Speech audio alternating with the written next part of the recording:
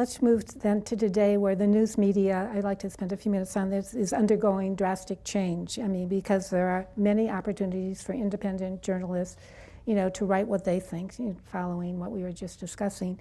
And there are blogs, and everyone who's writing a blog can write it in real time. News is available. So what does this do with, long-term investigative journalism that has taken the time to point out, the facts, what is right or fair and balanced? And then again, the idea that people are within bubbles, talking only to each other. So how do you address this challenge in journalism today?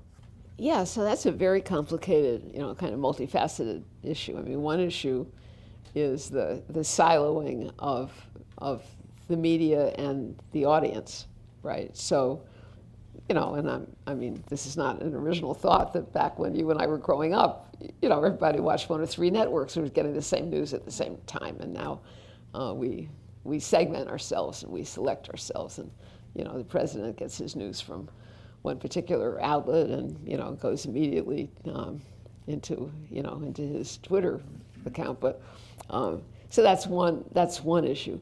The other issue, I think the multiplicity of voices and the low cost of entry to having your voice amplified through social media and on the internet obviously has its problems, but I think is more good than bad, and enables people to just be better informed. But it takes some sophistication. And obviously, when the Russians were using Facebook or whatever they were doing to, shake people up during the election, that's an example. We need sophistication. I read a couple months ago, I guess in the Times, that the education establishment in Italy is working on a curriculum to starting it in the lower elementary grades, to teach students how to be sophisticated consumers of news and of the internet. And it's, of course, we don't have a national curriculum in this country, but I think that's something we might think of. But I write in the book. I write about a certain kind of crisis in my mind when I realized that the Supreme Court, which I was covering,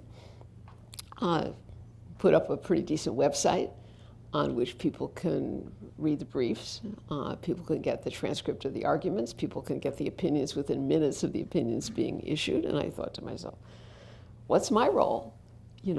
Has the internet just kind of made me obsolete? Why does anybody need me?